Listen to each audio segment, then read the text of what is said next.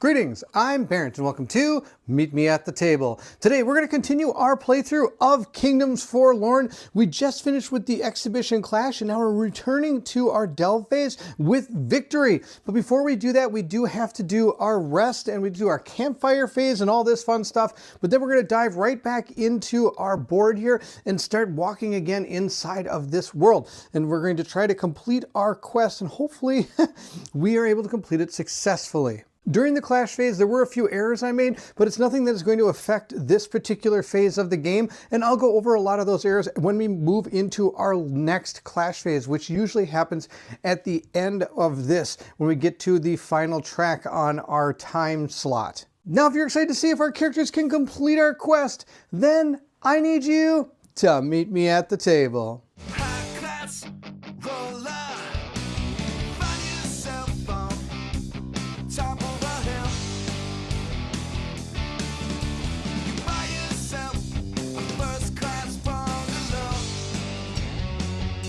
Like I said, we are going to be moving into our next part of the game, which will be our rest phase, which will include resetting our knight's ability technique cards, gaining back discarding all of our resource tokens, performing what would be called rotation 2. So we are going to rotate these 2 spaces each. So we're going to go 1 and then we're going to go 2. So these guys all rotate 2 times. There we go. So they've all kind of moved around inside of the world. That's pretty, I think that's actually kind of awesome how they do that. And of course, the last thing is we get to try to learn some campfire tales. We get to do and see if those are going to help us. How we do this is we're going to roll a d10. We're going to add the highest rapport we have amongst our characters, which is 0. So we're going to roll this up. If we get a 9 or higher, something happens. If not, then nothing happens. We got an 8. Oh, sadly, nothing is going to happen for us, which is too bad. We were victorious, so I do have to read the victorious area of our quest book before we continue on with the game. It says here, silence falls as the last beast lies dead at your trope's feet. Hulda already has a carving knife out,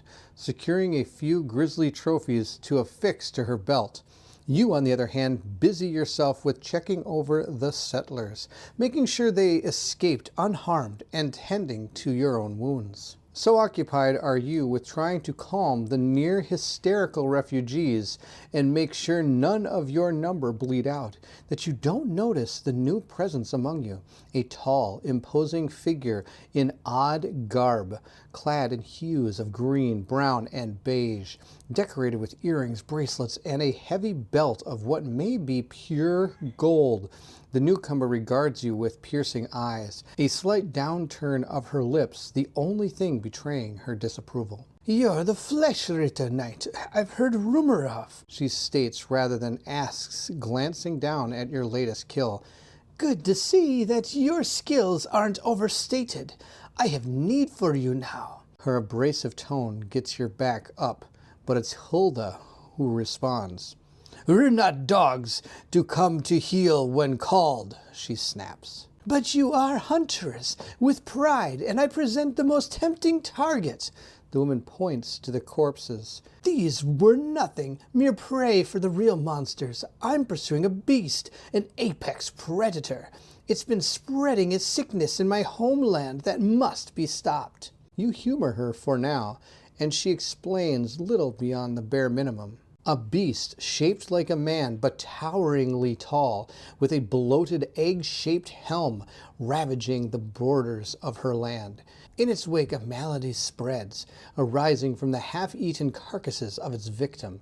It has been prying on beasts, both here and in the Sunken Kingdom. Monsters like the ones whose corpses now litter the square. You look nervously to the creatures you just felled, but see nothing out of the ordinary about them. They seem fine, perfectly suited for harvest. Your stomach grumbles at the thought of how you might use them to cook up a new delicacy. "I can give you pointers on where to find this thing's current lair," the stranger claims. "I need you to kill it before it migrates once more." If Sir Saunch is in your party, CR001. So this is cool because as you're playing through your quests, you may start learning more about the other knights that may be in your party. So it's not always about you, but most of the time in the quest it is. "Hold up," you interject. "We already have a contract to see through here. We can't just go running off into the wild looking for this egg thing for you." "Oscar, Halder mutters. Let's not be too hasty. Look at these saps. Our skills are wasted looking after them. We could make all kind of coins going after this creature. So now I have to choose. No, you won't abandon your task so feverishly. While it meant leaving this creature, an apex egg knight roaming free, you need to see the settlers safely to their destination. Refuse the stranger's request and stick to the caravan. Gain 1 resilience. Or, Helda's right, you're wasting your time and talent here. The chance to hunt down a real predator, not the vermin you have faced so far, is too tempting to pass up. Besides, doesn't taking this beast out help everyone in the long term? You'll hunt down the egg knight, ask the stranger for information on its lair, reset your threat to 0 in C22. I would normally probably stick with the caravan and try to help them out, but you know, we've brought them this far. I think they're pretty good on their own. Not to mention, I think it'd be pretty awesome to try to track down one of these big bosses in this game, because we did fight a clash phase against some of the actual enemies, but hopefully this is like an actual big boss fight, so I can show you that as well. So we are going to lower this down to 0, and then we're going to go read number 22. The stranger smirks triumphantly at your decision.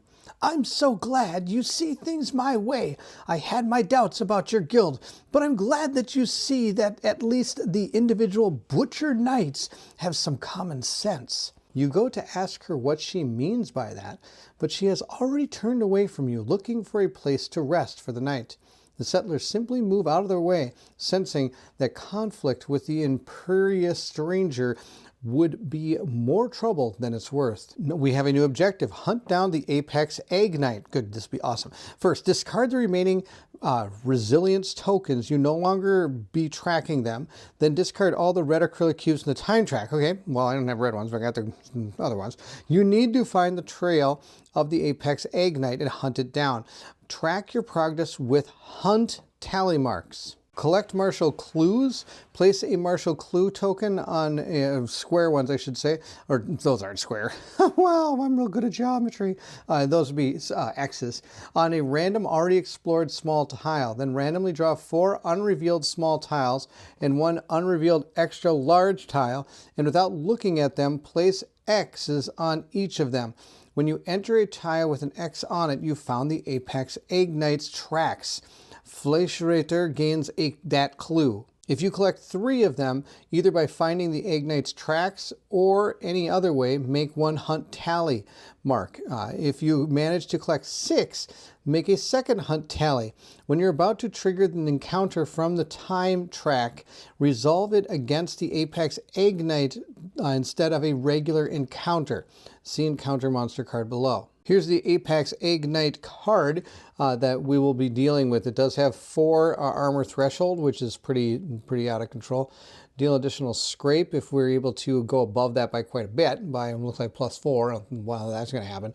If we do get a critical, we get to scavenge 1. This is the exact directions we're facing to try to hit us. We're going to lose 1 and gain a Bane token, which Banes are bad. If we're able to get 2, we're successful. 1 is a partial, and failure, we're going to erase a hunt tally mark.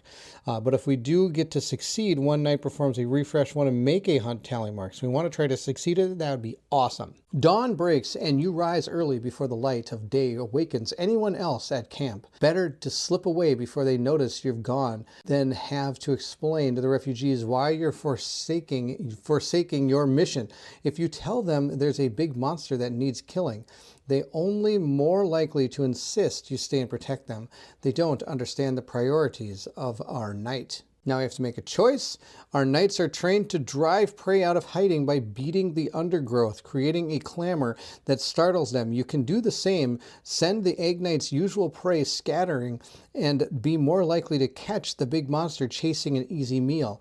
This will leave a trail of disgruntled and defensive creatures behind you, though. The creature that, unable to challenge you, might scamper back along your trail to the caravan. Try to scare the egg knight's prey out of hiding, make a hunt tally mark and go to 23. Or you've got the training to navigate the wilds unseen, creeping up on your targets with skillful subtlety. It'll mean moving slower and not drawing the egg knights out into the open, but less disruption means fewer creatures running haphazardly here and there, and a lower risk to fellow travelers like the caravan.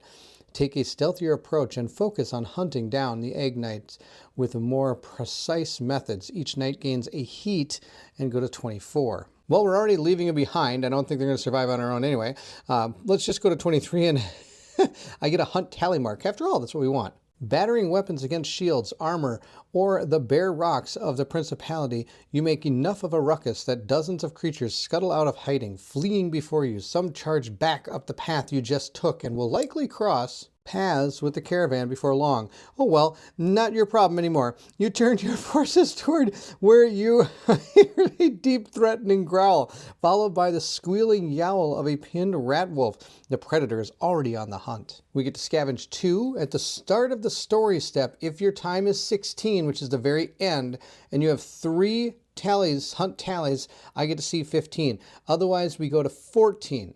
And if we actually fail the expedition completely, we go to 19. Okay, like it said, we're going to get rid of these. They're gone. We don't have to worry about those guys anymore. Now it does say I have to put down a tile, or a token onto an explored small tile. So we're going to roll a die for that. We have 1, let's see here, 2, 3, 4, I think 5 small tiles revealed. So we're going to roll 1, 2, 3, 4, 5 and just double them around the board here. So 10. This one up here. That's hilarious. That's where we came in. That's super funny. So we'll put that right up there. Now it says to draw 4 random unrevealed small tiles. So we're going to shuffle these up. Use a quick little truffle shuffle here. And we're going to draw 4 of these. And I'm just going to draw them from the bottom. 1, 2, 3, 4. Now I'm not supposed to look at these, but the thing is I can still see these on here. So I don't really know how to not look at these. So I'm just going to place them out like this. Our goal is to find those numbers. We need to find 7, 18, 17, and 14. We'll see if we can do any of that. Now the other one we need to draw is 1 large tile. So we're going to take our large tiles and give them a little shuffle. I'm not going to look at these while I'm shuffling them. And we're just going to need to find one of these. We're going to find number 1. We're going to try to find number 1. All right. That's where all of these are going to be. So we'll put our final token onto that one. And of course we have our 4 here we have to try to find. And then that's really all we have to do for the setup of of tracking down this particular egg knight here.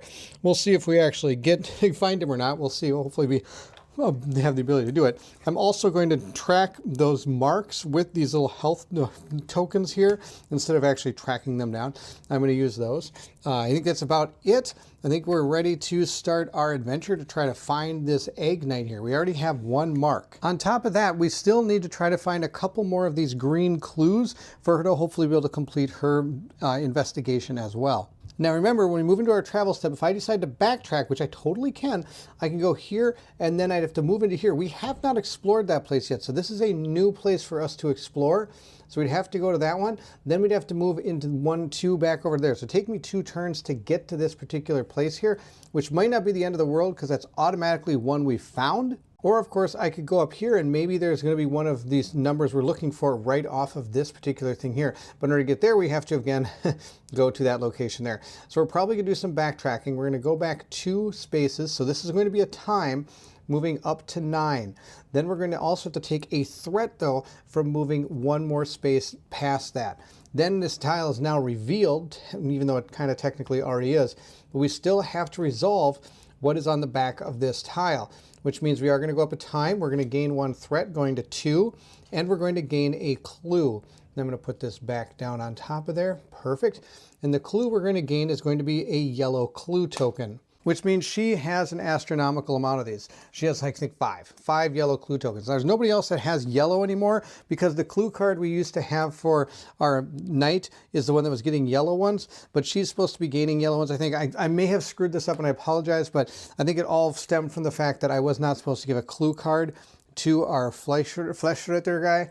But we're going to keep going in this direction. Of course, if I'm wrong, please check the comment section of the video. And of course, anything that I've made error in will be located in there, usually in a pinned comment that you can read to find out exactly how this went. Now, there is something in that tile. I do have a 4, so that's going to be 4. Remember, this is going to be the points of interest, and it's not the actual point of interest like this one actually says signs of struggle. This one is going to be 4 plus whatever number is on this card, which is going to be 3. So that's going to be a 7. And according to our Principality of Stone points of interest, it's a guard's statue. I get to gain a stone key. Lastly, we're going to draw our exploration card, which is this one. It's Wind of Petrification. Gain 1 stone key. So I do get a stone key. I've got 4 of these stone keys. That's pretty awesome.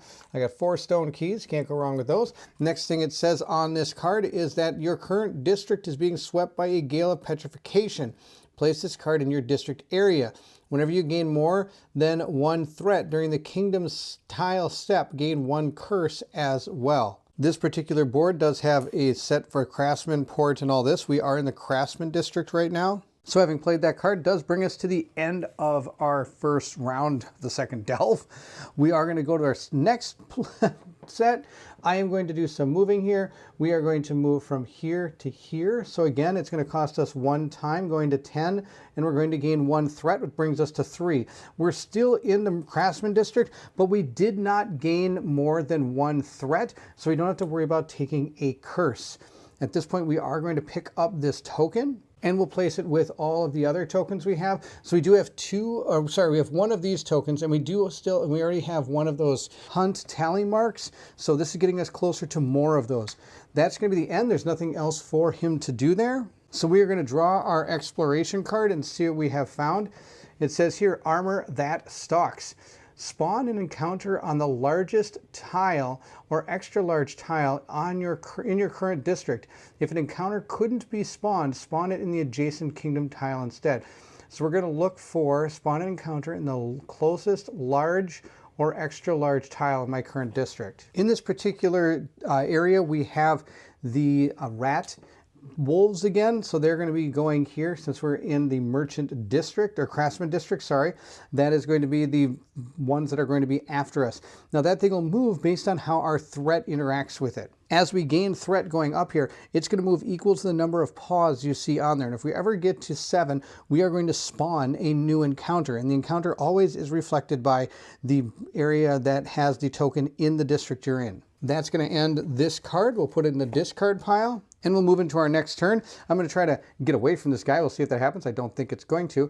I could by kind of running and kind of kiting him around, but I don't think that's worth it. That's going to take a lot of time, and I don't have that. So we're going to move over here, which is going to reveal this, lower our threat by 1, and also raise our time by 1. So we're going to set this thing up just like that.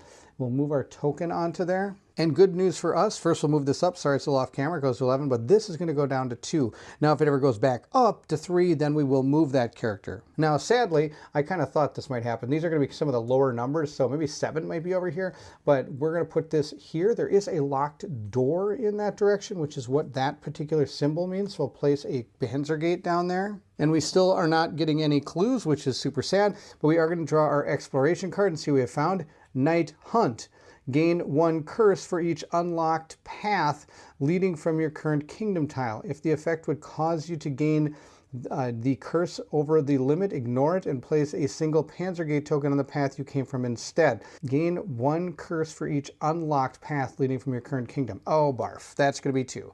There's 1 here and there's 1 there. That card could be brutal because if you go from a place that has like a ton of different ways to leave, you can gain a whole bunch of it. But I think that's how this is played. If I'm wrong, let me know. But gain 1 curse for each unlocked path leading from your current kingdom tile. And there's 2. I have 2 unlocked paths. We're going to move into our next round. Now, I did notice something, and I'm sure I put a subtitle on this. I put the wrong tile there. It's actually this tile right here. So this is actually huge. I am going to use one of my keys to open that door. So we're going to discard that lock. This is going to go back in our deck.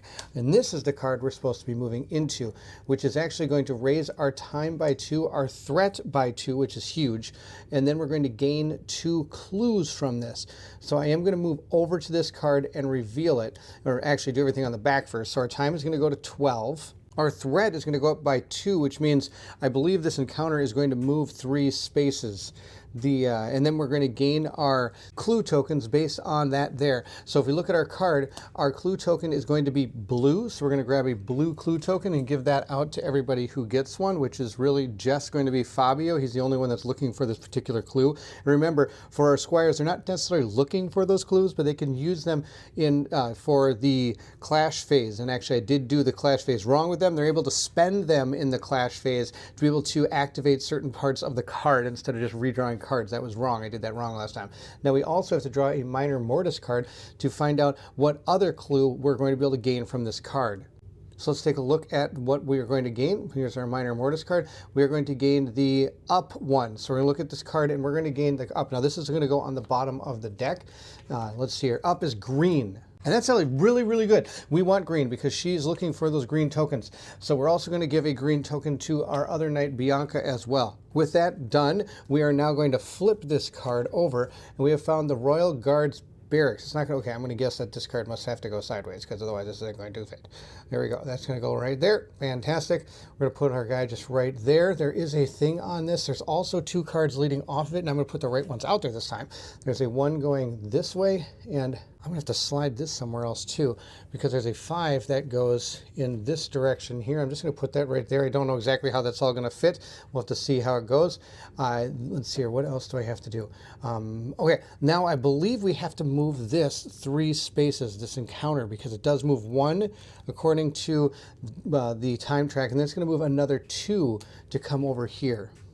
Now, if I'm wrong about that, please let me know in the comments section below, but as I cross these thresholds, we'll move 1, and then this double paw print, I believe it moves 2.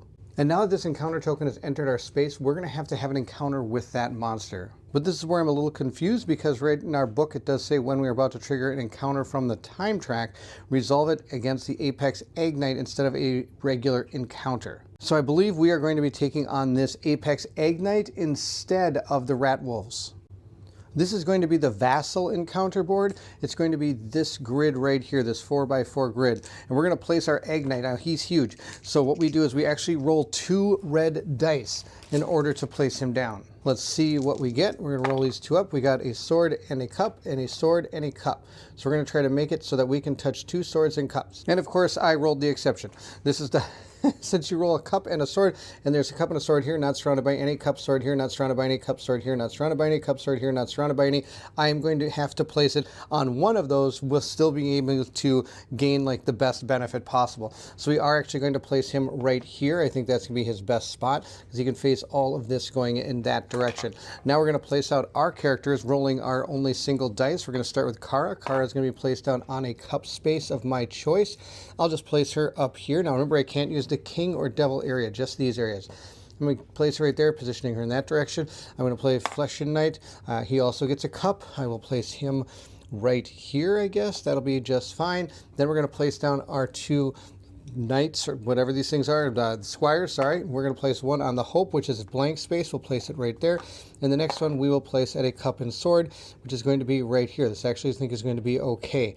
At this point, I am going to play a card, which is going to allow me to re-roll a die here. I'm going to, in my 1 heat, I'm going to raise 1 heat for Kara to place this.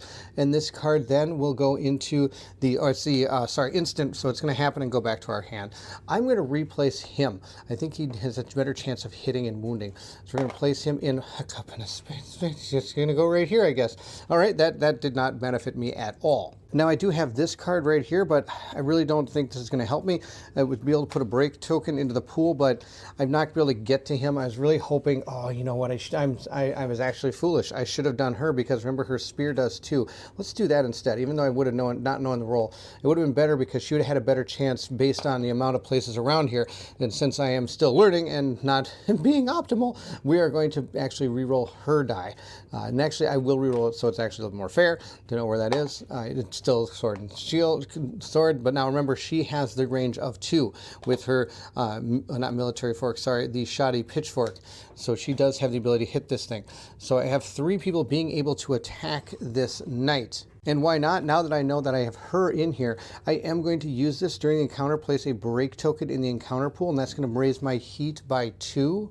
Now, when I do play this card, not only am I going to get the break token, but notice up here, this is going to be a token we can bring into the clash phase. This is called warming, the warm-up part of the card. It's going to be whatever symbols you have up here when you play the card during the delve phase. You're going to be able to gain these tokens going into the clash that you can use almost right when you move it. For the first person that does stuff in the clash, kind of gives you a little bonus right before the game, during the first round of the clash. All right, that's good. We do have I have my break token, which is going to be right here. We're going to be able to use this break token. I think I am going to attack with her first, being able to use that break token. And so she is going to roll a d10 and consult our book. I think our book says that we need to get a 6 in order to hit our enemy. It is right here. We need a 6 in order to hit it, and we have 4 for the threshold of the armor. That's actually what I'm more worried about. She gets to roll, I think it's 1 die or 2 dice. It's 2 dice, and I need a 6+ in order to hit this guy. Let's see how we do. I got a 5, which does nothing, and a 2, which does nothing. Wow, that was absolutely terrible. That's the worst thing that could have happened. Oh, I do get +1 because of my number here. So I actually did hit with at least 1. So I'm going to be able to roll 2 red dice, 1 for my person and 1 for the actual weapon here. See how that goes. That did not go well at all. I got 1, 2. That's it. That's not enough to beat him. So she did not beat the threshold, and this clears from the pool, so I don't get to use that anymore. That makes me sad. We're going to go into the Squire's turn. Let's see if they can do anything. We'll have our Squire deck. We'll start, oh, sorry, the enemy should go first, but if you look at the enemy actually can't hit us, which is actually, oh no, the enemy's gonna go nuts. The enemy's gonna go absolutely nuts. He's gonna hit everything around him, and I'm gonna lose 1 and gain a Bane. So this person, and this person. So that was an absolutely terrible spot to put him. Knowing that that person would attack, I'm gonna put him over here. Why would I put him in a spot where he can't even do anything? That was foolish. Oh, not to mention I forgot to do my help out step. His help out step would have gave a break token, which wouldn't have helped. So he would have gave that break token to her. Again, both those break tokens not helping because I rolled two dove symbols. The dove symbols don't help. They may help later in the game, but didn't help this battle. So I didn't actually wound him. If I'd had 2 cups, that would have been great. All right, sorry. This guy is going to attack everything around him pretty much, which is these 2 characters. And they're going to suffer 1 damage each, and they're going to take a Bane token. So we're going to go down to 9 health. And then we're going to gain 1 of these Bane tokens. Now, inherently, these Bane tokens technically don't do anything to you unless it's something, card tells you something about having a certain amount of Bane tokens or things of that nature. So it might come up later in maybe the big fight with this Egg Knight. I'm not exactly sure. Maybe, or any of the clashes. Some of the enemies might have things about if the person has 2 Bane tokens, this extra thing triggers. The only thing is, this number right here is your Bane limit. It is 4 for this character. If at any point you take a Bane token above your limit, your character dies, and you don't draw any of the cards to see if you live or die. You just flat out die. So this Squire as well is going to go down 1 and is going to gain a Bane token. With a lot going on, of course, I did miss a few things.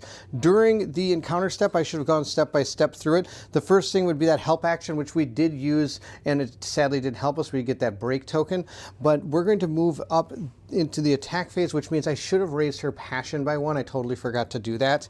Then make that attack roll. I would have my first ability window, really didn't do anything. We have our power roll, we would clear the encounter pool, and then we'd go to our second ability window. Now her pitchfork would put an opening token into the pool, so I do get to add an opening token to the pool. Then I get to choose one of these. I can move somebody, which really isn't going to help me, and gain an opening token, or I can gain a break token, and we've seen how high this guy's armor threshold is, so we're going to gain a break token that goes into the pool that our squires can use. Now also, if I was smart, when she made her roll that gave her 2 power and 1 of those, I could have used a heat to re-roll 1 of these dice, and I am going to do that.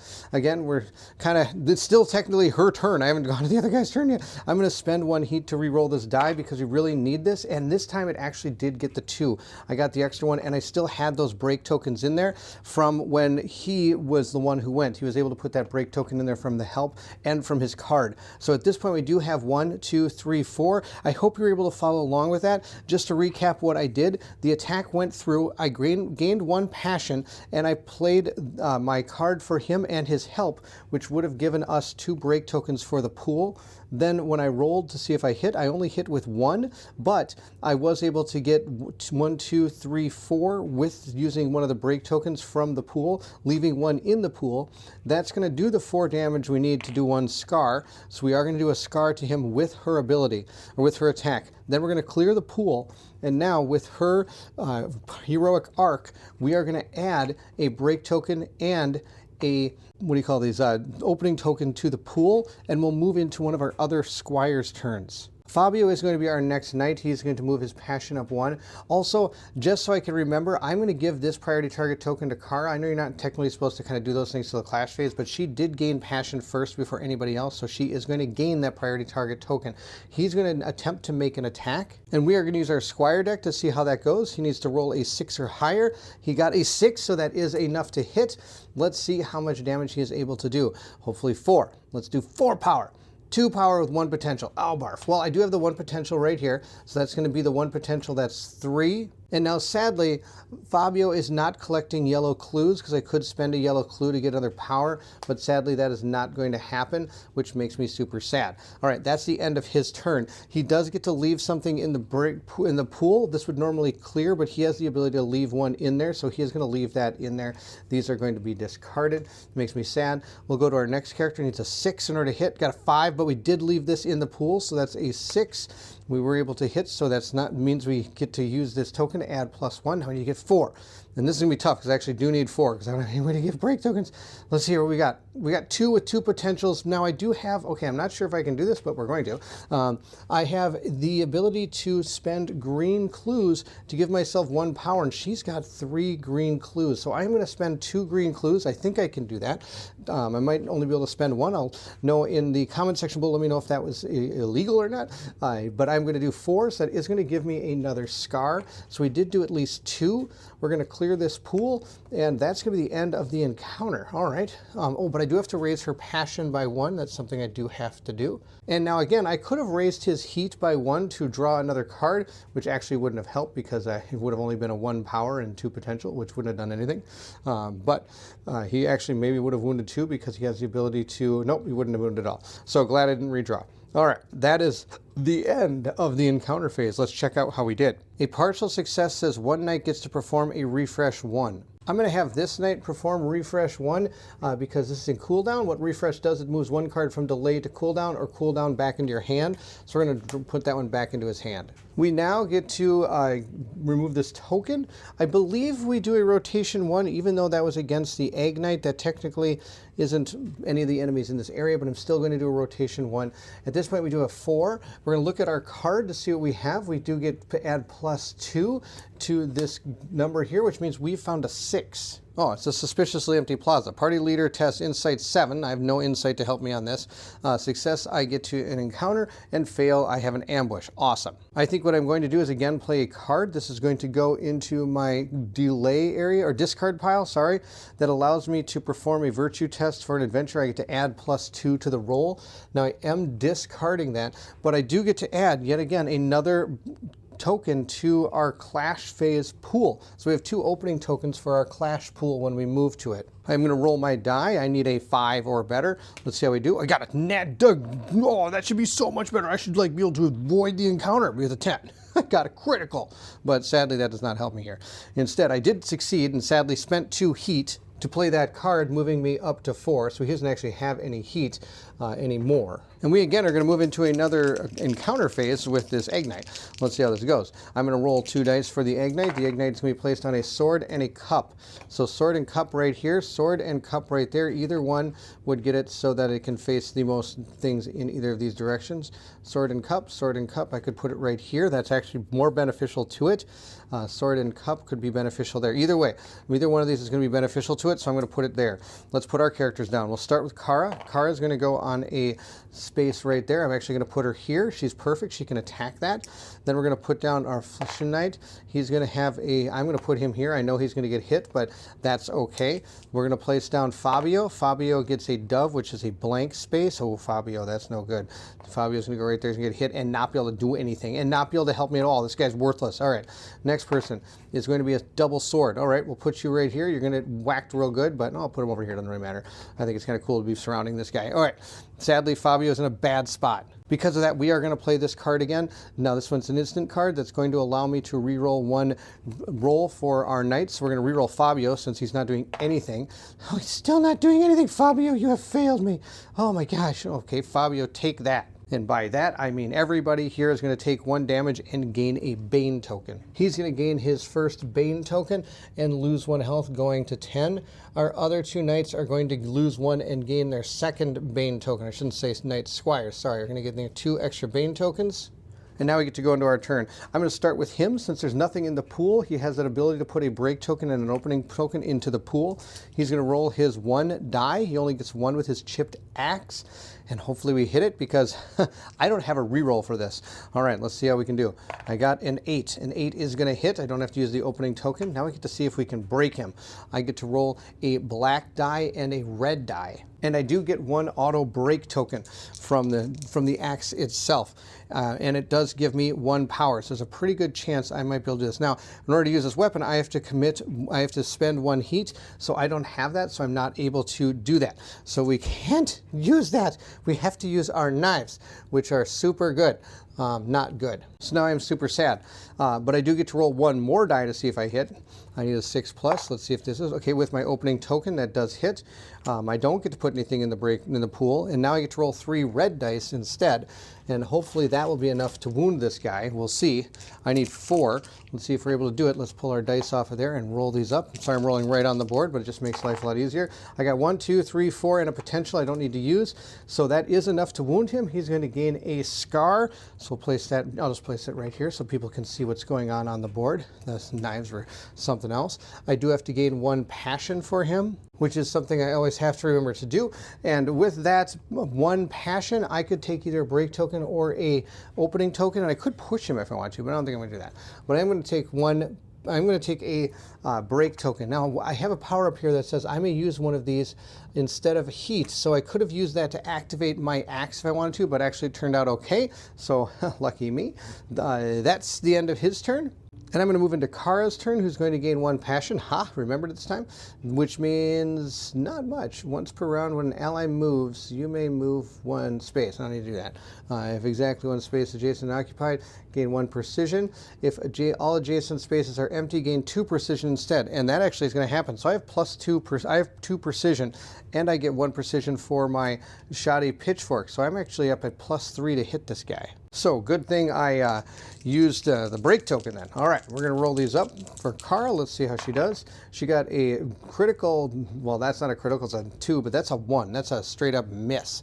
That's Sad City. I do have 1 heat, so I am going to re-roll that die because that is absolutely terrible. We do not want to, okay, 3, 4, 5, 6. That's enough to hit. So we did hit with both. She gets to roll 2 red dice plus 1 for herself. So we're going to remove these dice and roll them up for her. Let's see how she does. We'll hopefully do pretty good here. If there's anything I can do, I think, to help her.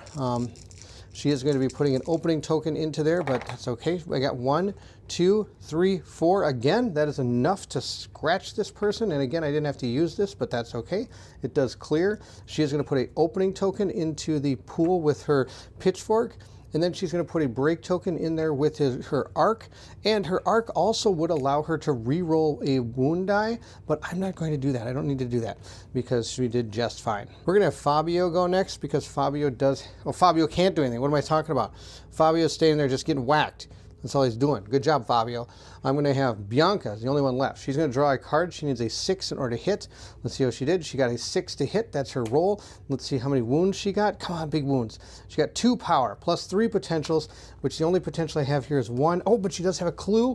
I'm going to use that clue. Oh, it's going to be super good. I've got 1 more clue. I'm going to use that clue to gain 1 power because of this down here. So she actually did 1, 2, 3, 4. She did do 4, so that's our 3rd scar. Oh, that's perfect. So here it says 1 knight performs refresh 1 to make a hunt tally marks. We now have 2 hunt tally marks. Oh, that's awesome. Nobody has the ability to do a refresh, so we're just going to gain our 2nd hunt tally mark, which I am tracking with these blood tokens, which are not necessarily a token to use, but I'm just doing that just for ease. To finish out our turn, we are going to draw our card, Ratwolves, place this card in the active area, then place a generic token on a random direction on the card. If you travel in the direction with the token on it, each knight loses 1, where X is 4 minus the number of tokens on this card. Then discard this card. The start of the delve round, place another generic token on the next empty direction space going clockwise. If there are 4 tokens on this card, discard it. All right, we're going to place that down. In the active exploration effect area, and then we'll draw a minor mortis card to figure out what direction it's going to be that way. So we're going to place our generic token onto this area of the card over there. Which way we're going to go has kind of been predetermined for us now. Mainly because of our generic token that has been placed down on that rat's card, that rat wolf's card. If I were to go this way, I would have to suffer damage equal, which would be 1 minus the 4 minus the number of tokens on this. So I'd be taking 3 damage. So we're not going that way. We're going to go south. South is the way to go. We're going to head in that direction. That's going to be what we're going to do during our travel phase. So we are going to gain 1 more time, bring us to 13. We're going to gain a threat, bringing us to 5, and we're going to get a clue. And the good news is the down clue is going to be our green clue, making Kara gain her 3rd clue, which now she is, I think, if I remember right, has succeeded in her the investigation that she was attempting. So that's super awesome. Let's flip over a card and see where we're going. We have found ourselves, we got another 4 here, and we have some more numbers we can read. This is going to line us up to, there's number 7. That's what we need. That's one of the numbers I think we need. Okay, good. Fantastic. Now this is going to go lined up right here. Something tells me that this is going to line up like this or something. I'm not exactly sure, but that's where my heart is. All right. I do get to go down into this area here, and there's a locked door here. I wonder if that means I have to spend a Panzer gate, or the Panzer gate here is locked. So I'm sure we're going to have to spend a key. So I am going to spend that key. I do have one. I have an extra key here. So with that lock there open, I'm going to walk through it. And then we get to deal with number 4 and whatever this exploration card adds to it. And we also have some numbers there. Now, before we resolve these particular things on the card, we are going to put down our cards here. Look, we have number 7. That's going to be fantastic. Let's see, what else do we have? We have number 10, but number 10 looks like it's going to be a secret one leading out. So I don't have a way of fast traveling through here. I can't be sneaky and get out of here, but I am going to put 10 down on there so that if we ever do get a chance to get out of here in this direction, we can. I'm just going to put it sideways. I'm not sure if it's going to go sideways, but we'll do it like that. All right. Now we do have kind of a big problem here. This is going to be our last one, and then we're going to have to run back this way to look for some more. And that's going to take getting us through a couple Panzer gates, which we do have the keys for. But more importantly, it's going to take time to get through all that. And we're not going to have a lot of time left. So I think I'm not going to be able to get another one of these things unless there's something that leads off in this direction. If there is something that leads off in this direction, I'm running out of room. Because the cool thing is, as you explore this map, it expands. And sometimes you don't know where it's going to expand. It's almost expanded into my card decks over there. But this is super cool. This is like so far one of my favorite parts of the game is being able to just explore and seeing the city. And the cool thing about this one is, unlike Aeon Trespass Odyssey, I believe once we're done with our quest, this is all going to go away, though you can hopefully remember where you've been and what you've seen. So if you ever have to come back to this particular location, you'll kind of know which direction to go if you're looking for certain things, which is kind of cool. All right, we're going to resolve these. First, we have this 53. And remember, we wrote down those cipher codes so we can read those in our book. The first one is our questing knight. His says, there's not much that a place like this can have to offer you. All the weapons in the back room are fake, and the noble districts of a city aren't normally known for wild game roaming about. You take a look around the large central chamber where row upon row of chairs look inward on a raised stage where some petrified singer still stands. Wasteful, you think. Imagine if that stage was placed with an arena. At least then there would be some good entertainment here. There's nothing for you here. Perhaps one of your companions has found something useful. Return to the delve. Kara states, you spend a moment marveling at the massive bowl of the theater. The hundreds, thousands, maybe, of seats that it holds. So many people packed in all at once. You find it hard to imagine. As you walk the back rows of the building, hoping maybe to find one of the actors' rooms where you might explore their wardrobes, you hear a clatter and a clash. A figure stumbles out of a prop closet, offering a wary, suspicious glare as they trip over a wooden sword. A scavenger picking through the bones of the old theater for any scrap of worth in over their head from the looks of things. When you offer to take them with you, bartering their skills for your protection from the monsters, they're quick to accept. At this point, we gain a level 2 Rogue Mercenary for the remainder of this expedition. It does not count toward your mercenary limit. That's pretty awesome. So we're now going to return to the Delve. Here's our level 2 Rogue Mercenary. Normally it would cost 5 to have this guy in our party here, and it does have a side A and a side B. When we're in the Delve side of this particular adventure, he's going to be able, or she is going to be able to do this ability. When you are about to draw an exploration card, draw 2 exploration cards instead. Choose one to resolve and discard the other. That's fantastic. And then we'd flip to the other side. So if we use this thing once, we're going to flip it to the other side and we're going to go to this side. Now, if we're during the Delve at this point, if we would ignore an encounter or ambush, placing the corresponding monster token on the current kingdom tile and immediately backtrack to the previous tile. So if we don't want to fight the Egg Knight dude again, we're totally fine. We also have some abilities during the clash phase. The first one here says when you would fail to wound, place the attacked battle body part card back on top of the body part deck instead of discarding it.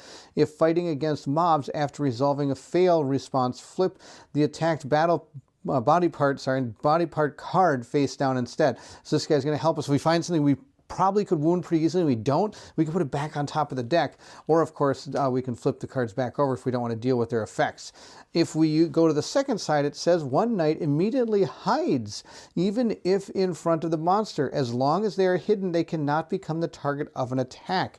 So in order to use these back portions of the card, I do have to use the front portions of these cards. Now, when you use the front, like I said, you'll flip it over to the back, and when you use the back, then you'll discard it. That is the end. And it does say that down here at the bottom. Resolution effect, we would discard this card. So he is now part of our group. I'll just kind of stick him next to Kara, since Kara had found him, but technically any of our characters can use any of the powers at any time. That's not all. We do have a 4 there, so we have to resolve the 4 plus 5 is going to be 9. And we found an abandoned camp. This is awesome. Each knight gains 2 vigor and loses 1 heat. Oh, that's huge. All of our knights are going to now be at full power. Our squires had each taken 2, and he has taken 1, so he's going to go up to his top, and we get to lower our heat by 1, bringing our heat to 3 for him, and Kara also goes to 3, having played some of those cards. That definitely gives us more stuff we can do now. And of course, now we have to resolve our exploration card. Curse transfer, you may gain X curse to lose X threat or vice versa. I've got 2 curse and I've got 5 threat. I don't think I want to do any of that. I'm actually going to remain exactly where I am, so we're not going to take advantage of the curse transfer. At this point, we do know where we're going next. We're going to move into our next turn and go to the travel steps. We are going to travel over to this one here. We're going to gain a time going to 14. We're going to lose 1 threat going down to 4. And we're going to flip our card and see what we have found. I'm sure it's not anything too exciting here. All right, we are going to place this here, and we have 5 going up in that direction. Now, sadly, I don't think 5 is really going to help us much at all. Now, I could be wrong. Here's 5. We're going to place it here. But it does kind of look like the numbers kind of sit around in the areas of where you're going. You're seeing a lot of lower numbers or single numbers over in this area of the board, where we need to find 14, 7, 18. But we are also looking for the big number 1. So if we could find this big number 1, that would be awesome. And it may be over in this area. What I should have done is I should have looked at this card before we moved, but I actually can't get to it because I don't have the ability. I could have looked at that card before I moved. That would have been really smart. Oh well, we'll see how this goes. That's the end of this turn. There's nothing actually ever really to do there except to draw our exploration cards. We're going to see what has happened to our oh no, it's not. We have to do our rat wolves. And of course, I totally forgot about them. We're going to put our minor, we're going to grab our next minor card, and it's this way. So I think once this is done, it just starts showing this way. If you travel in the direction, one place a generic token on a random direction of the card. Okay, start a delve phase. Place another generic token on the next empty direction symbol going clockwise. So yeah, I don't draw, I just put one clockwise. Now, since I went this way, not even thinking about it, I'm going to have to take 4 minus the number of tokens on this card. So it says each knight. So we're going to lose 2 health for each of our knights, which is not going to be good, but you know, that's okay. We got one of the tokens that we're looking for. Now we're going to draw our exploration card and see what we found. And I don't really want to go up now because I'm going to take more damage, but that's the way life goes here. Haunting of the Armored City. Spawn an encounter on the closest district's point of interest within your current district. If an encounter couldn't be spawned, spawn it in an adjacent kingdom tile instead. Okay, that's pukey. We are in this district here, so we're going to place one of the ironclads here. But remember, I think the way this works is we're always going to be fighting that egg knight if we have to. That's going to be the end of that delve phase, so we're going to move into the next one, and this time I'm going to remember to place my token down. And sadly, the only way we can go is up. So this is going to go to 15. I'm going to flip this card. Hopefully there's a 14, a 17, an 18, or a 1 on this card. That is my hope here. We have found a... well, the 1 going the wrong direction, a 3 and a 7. There's nothing there. Okay, I was really hoping there'd be something there, but oh well. I am going to take 1 damage each because I had to go up, and 4 minus 3 is 1, which is sad. So we're all down 1 more health.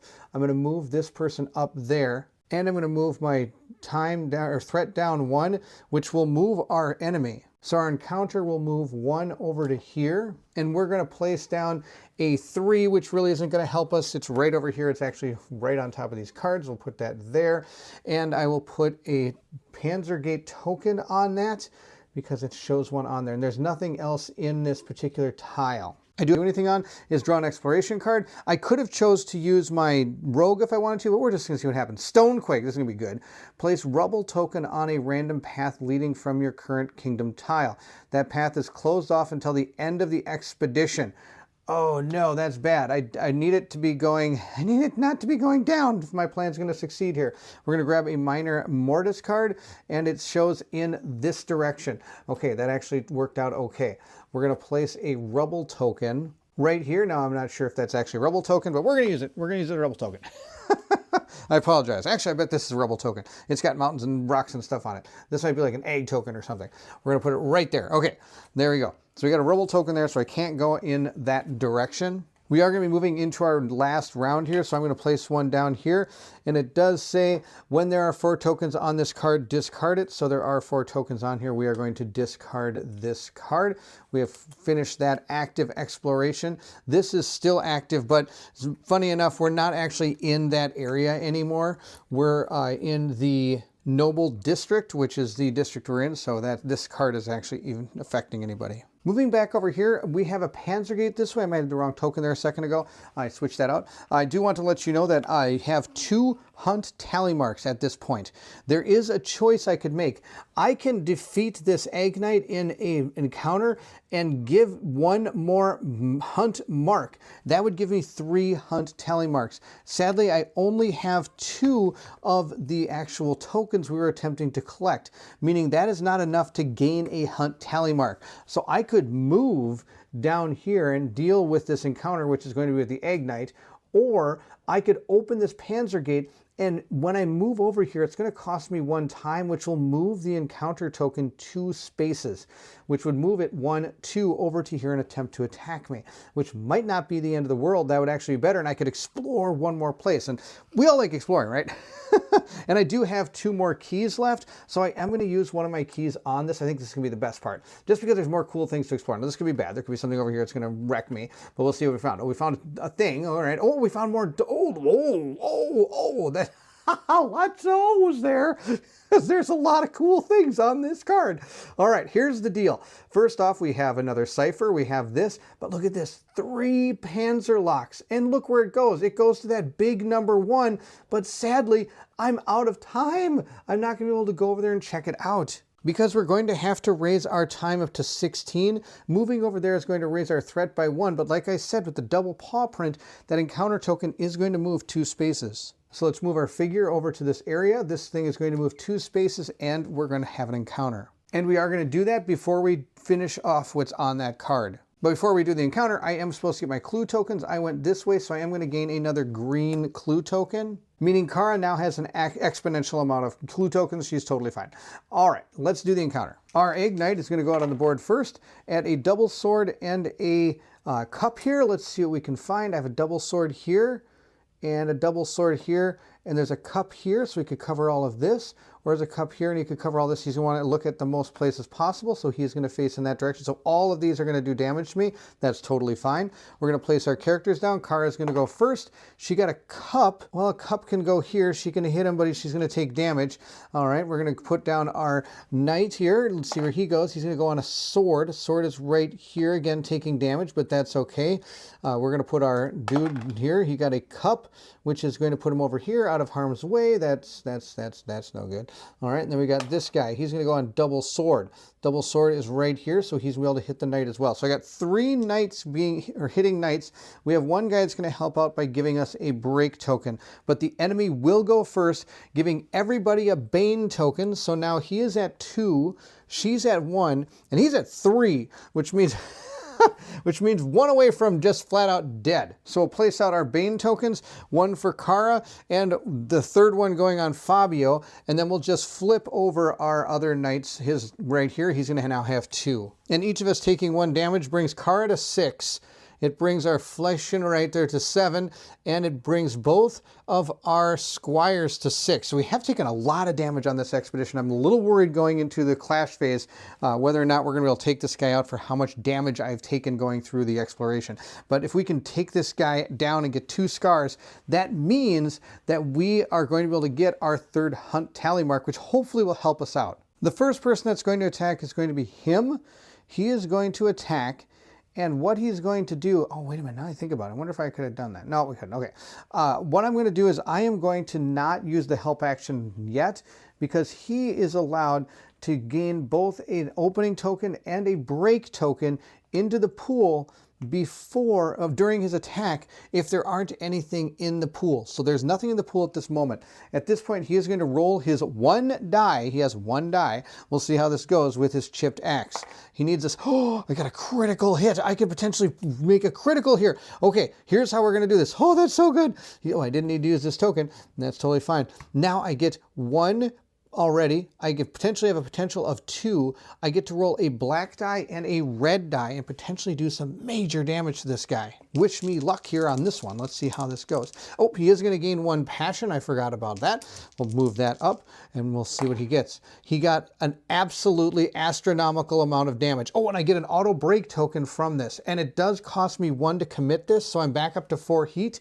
I get to flip this to 2 because it's an auto break token happening before the 2nd window, from what I understand. So I'm going to pay 2 for that, which means we have 1, 2, 3, 4, 5, 6. We got 6 of these, 6 break is what we got, or whatever. Wow, 6 armor break. Okay, fantastic. Now, when you look at this monster, it does say that when you have a critical, it means you get to do Kingdom Scavenge 1. So we get a Kingdom Scavenge card because of that critical hit. And also, we do get a scar as well. Now, sadly, we did not go over the power on him. We need 8 to go over power. That's out of control. That's never going to happen. But I do get 1 of these scars on him. So again, I'll just place that kind of right up there on the board. We'll place our Kingdom Gear card into our loot deck that we were able to scavenge. And based on his peril, heroic arc, that he's on 2, he's able to reroll a die. I didn't need to do that, but I am going to place an opening token into the pool. Next, we'll use Kara. Kara's going to go up to 3 on her arc here, which means she's going to start putting in more tokens. She does have the ability to gain +1 precision because there's only 1 space adjacent to her that's occupied. So she's actually hitting with +2 with the extra precision token we have in here. Plus, she gets 1 for her shoddy pitchfork, meaning we're at 3 precision at this point. I kind of wonder if I should trade out this precision token for... No, I've got a plan.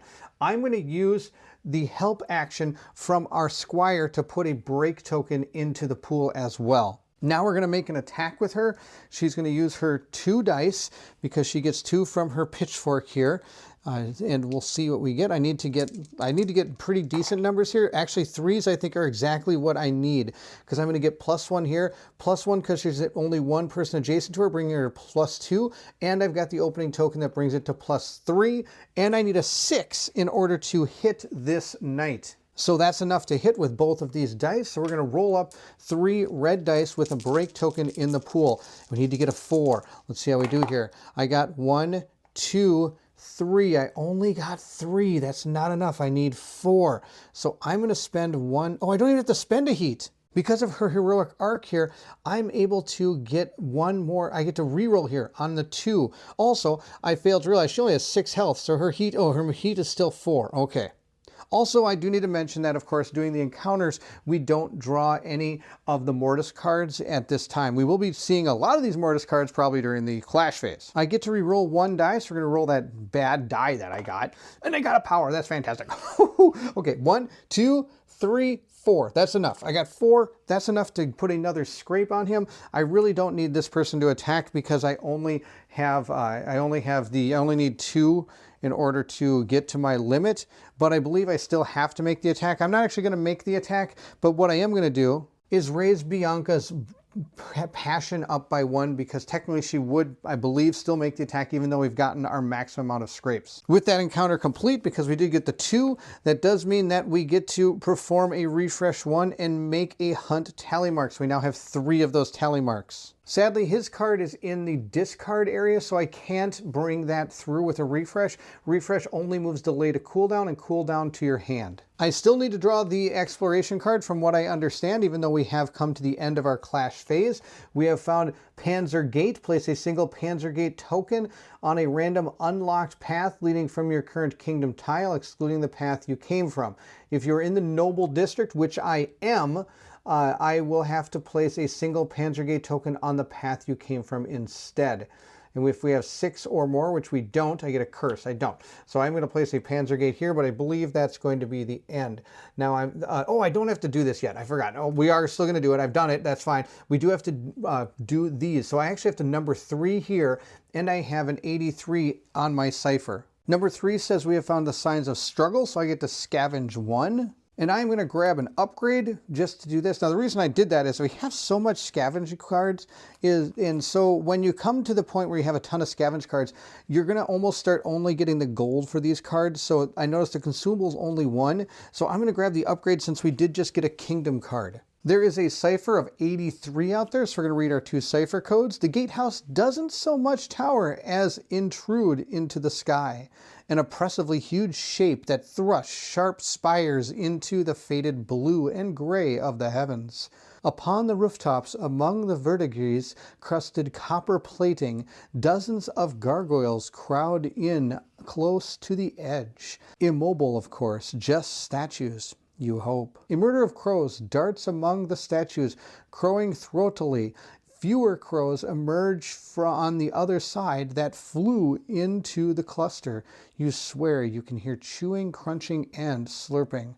But there's nothing here for you. Perhaps one of your companions has found something useful. Return to the delve. Kara's states, the sheer size of the conqueror's castle causes you to pause mid-step, your comrades almost barreling into the back of you. In all your time out in the wilds, you've never seen a building so large as this. The sharply contoured rooftops jab the sky like the spears of a platoon. Windows gape darkly, their interiors filled with shadows. The only thing that would finish the aesthetics would be a pearl of thunder and the flash of lightning. You hold your breath for a few heartbeats, but the principality does not appease your imagination. There's nothing for you here. Perhaps one of your companions found something useful. Spoiler alert, they didn't. Now, sadly, that's going to end our exploration, even though our number 1, this huge tile, would have been sitting right here, and I would love to see what that is, but I can't go up there. First off, we don't have 3 keys left. I only have 1. And second off, that has reached the end of our time track, meaning we'll be going into the full Clash, most likely. When we get to 16, we do have to read our book. And even though it says full Clash, something might change based on our story. According to this, at the start of the story step, if your time is at 16 and you have 3+ hunt tallies, I go to 15. And that is true. I do go to 15. You catch sight of the monster long before it catches your scent. The Egg Knight is scuffing through the rubble of an old panzerworks, a foundry of lost Eisenwald. The beast picks at a pile, finding a yellowed bone, and holds it up to the tiny eye holes of its rounded helm. You don't take the time for further study. The beast must fall, if the stranger's tale of a spreading plague is to be believed. Only once it's dead can you take the time to learn more. You move into position, Hulda scuttling around the other side of the foundry to flank it. You wait, lifting your sword to reflect the sun's fading light to signal your sister before. Finally, you spring the trap. The monster turns its ovid head to face you and let out a massive shriek.